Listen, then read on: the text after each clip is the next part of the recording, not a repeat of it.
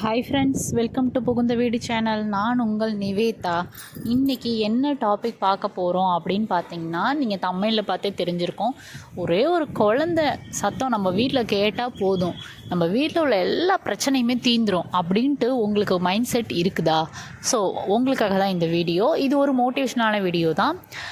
அதுக்கப்புறம் நம்ம சேனலை சப்ஸ்கிரைப் பண்ணாதவங்க சப்ஸ்கிரைப் பண்ணிக்கோங்க. என் ஃபோன் நம்பர் நான் ஸ்க்ரீனில் கொடுத்துருக்கேன். உங்களுக்கு விருப்பம் இருந்தால் ஜாயின் பண்ணிக்கோங்க.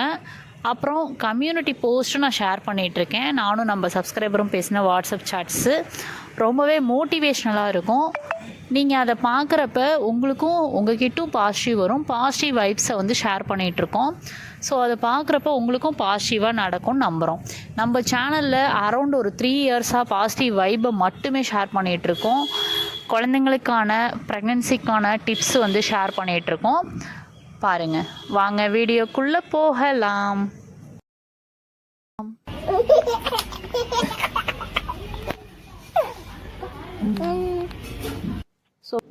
ஸோ வந்து குடும்பம் அப்படின்னா பிரச்சனை இருக்கிறது வந்து ரொம்பவே நார்மல் தான். ஸோ எல்லார் ஃபேமிலிலையுமே வந்து ப்ராப்ளம்ன்றது இருக்கும்.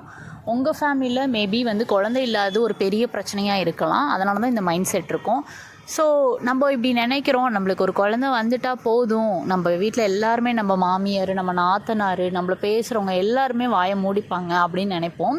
ஸோ கண்டிப்பாக குழந்தை வரும், அது ஒரு சைடு இருக்கட்டும். பட் வந்து குழந்தைக்காக தான் நம்ம உங்கள் ஃபேமிலியில் பிரச்சனை வருது அப்படின்னா அது வந்து நாட் ட்ரூ. எதனால் அப்படின்னு நான் சொல்லுவேன்னா, அதாவது இப்போ எப்படி சொல்கிறது, ஒரு எக்ஸாம்பிளுக்கு சொல்லுவாங்க. அதாவது மூக்குன்னா சளி இருக்க தான் செய்யும் அப்படின்னு ஒரு எக்ஸாம்பிள் சொல்லுவாங்க பெரியவங்க. அதாவது வீட்டுக்கு வீடு வாசப்படி அப்படின்னு கூட சொல்லுவாங்க. ஸோ அப்போ அதுக்கு என்ன அர்த்தம்னா, ஒவ்வொரு வீட்லேயும் ஒவ்வொரு விதமான பிரச்சனை இருக்கும். உங்களுக்கு குழந்தை இல்லாதது மட்டும்தான் ப்ராப்ளம்ன்றதை நீங்கள் நினச்சிங்கன்னா நீங்கள் தான் லூசர் அப்படின்னு நான் சொல்லுவேன். எதனால், என்னடா இப்படி சொல்கிறாங்க, நம்மளே வந்து கஷ்டத்துக்காக இந்த வீடியோ பார்க்குறோம், இவங்க நம்மளை லூசர்லாம் சொல்கிறாங்க அப்படின்னு கூட தோணலாம்.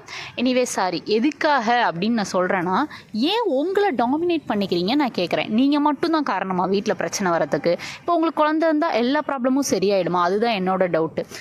அந்த உங்களுக்கு குழந்தை இருந்தால் முழுக்க 1000% சந்தோஷம் ஃபஸ்ட்டு படுறது நீங்கள் தான். அப்புறம் உங்கள் ஹஸ்பண்டு, அதுக்கப்புறம் தான் உங்கள் அம்மா, எல்லாருமே உங்கள் ரிலேஷன்ஸ் எல்லாமே. ஃபஸ்ட்டு நீங்கள் தான் முழுமையான சந்தோஷம் அடைவீங்க. அடுத்தது தான் உங்கள் ஹஸ்பண்ட் கூட. ஸோ வந்து குழந்தை இல்லாதனால தான் நம்ம வீட்டில் சண்டை வருது, அந்த ஒரு ரீசனால தான் நம்ம தான் காரணம் நம்ம வீட்டில் சண்டை வருதுன்னு சொல்லிட்டு நீங்கள் உங்களை டாமினேட் பண்ணிக்காதீங்க. நீங்கள் வந்து எந்த விதத்துலையும் குறைஞ்சது கிடையாது, சரியா? ஸோ குழந்தைன்றது அது ஒரு விதமான ஒரு ப்ராசஸ்ஸு, கடவுள் கொடுக்குற ஒரு கிஃப்ட்டு, அவ்வளோதான். கண்டிப்பாக எல்லார் தலையிலுமே ஒரு குழந்தை இருக்குன்னு சொல்லி எழுதிடுவாங்க ஆண்டவன். இல்லாமலாம் இருக்கவே இருக்காது, கண்டிப்பாக இருக்கும். அது எப்போ வரும்ன்றது தான் நம்மளுக்கு டாஸ்க்கே, நம்ம லைஃபோட டாஸ்க்கே அதுதான். ஸோ வந்து கண்டிப்பாக கிடைக்கும். ஒரு முருகனை வழிபடுங்க, உங்களுக்கு பிடிச்ச தெய்வத்தை வழிபடுங்க. அதே போல் நிறைய டிப்ஸு ஃபாலோ பண்ணுங்கள்.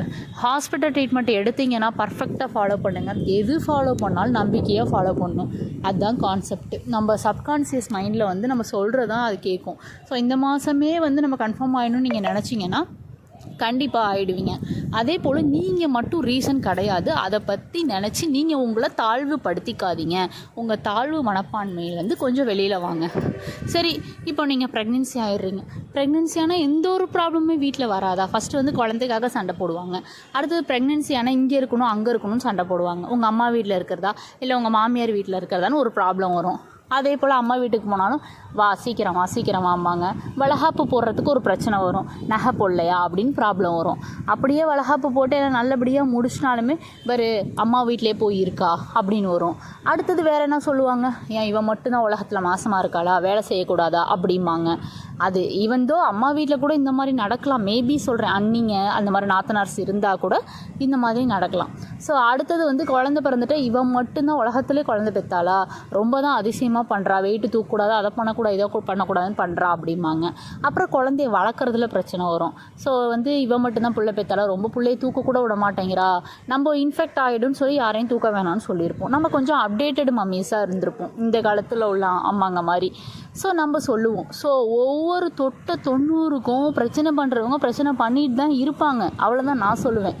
ஸோ உங்களுக்கு புரியும்னு நினைக்கிறேன் இதை வச்சு. ஸோ அதனால் வந்து உங்களுக்கு குழந்த பிறந்தாலும் அதுக்கப்புறமும் பிரச்சனை இருக்குது. அதுக்கப்புறம் 6 மாதம் வச்சுக்கிறேன்னு அம்மா வீட்டில் கேட்பாங்க, இவங்க 3 மாதத்தில் கூப்பிட்டு வருவாங்க. ஒரு சிலர் வீட்டில் 3 மாதம் வச்சுட்டு அனுப்புகிறேம்பாங்க, இவங்க 30 நாளில் கூப்பிட்டு வருவாங்க. இந்த மாதிரி நிறைய ப்ராப்ளம்ஸ் வந்து நம்ம லைஃப்பில் இருக்குது. லைஃப்னாலே பிரச்சனை தாங்க, அவ்வளோதாங்க. அதிலேருந்து நம்ம எப்படி மீண்டும் நம்ம லைஃப்பை ஜாலியாக கொண்டு போகிறோமோ அதுதான் வந்து லைஃபோட டாஸ்க்கே. ஸோ உங்களை நீங்கள் டாமினேட் பண்ணிக்காதீங்க. என்னால் தான் எனக்கு குழந்தை இல்லாதனால தான் வீட்டில் சண்டை, எனக்கு குழந்தை இல்லாதான் அப்படின்னு சொல்லி உங்களை ரீசனாக ஆக்கிக்காதீங்க. உங்கள் மைண்டை ஸ்ட்ரெஸ் இல்லாமல் கொண்டு போங்க. ஸோ இதுலேருந்து கொஞ்சம் வாங்க.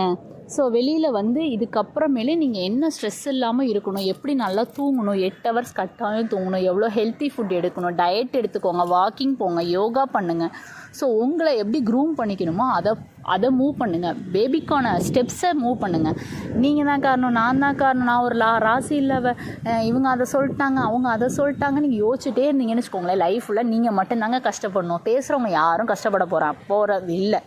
ஸோ அதனால் இந்த வீடியோ பார்த்து ஒருத்தராவது மனம் தெளிந்து உங்களோட கரண்ட் லைஃப்பை ஹாப்பியாக என்ஜாய் பண்ணுவீங்கன்னு நம்புகிறேன். ஸோ இந்த வீடியோ பார்த்துருக்கவங்க எல்லாருக்குமே இந்த மாதமே ப்ரெக்னன்சி கன்ஃபார்ம் ஆகணும்னு சொல்லிவிட்டு நான் சாமிகிட்ட உங்களுக்காக வேண்டிக்கிறேன். Bye friends.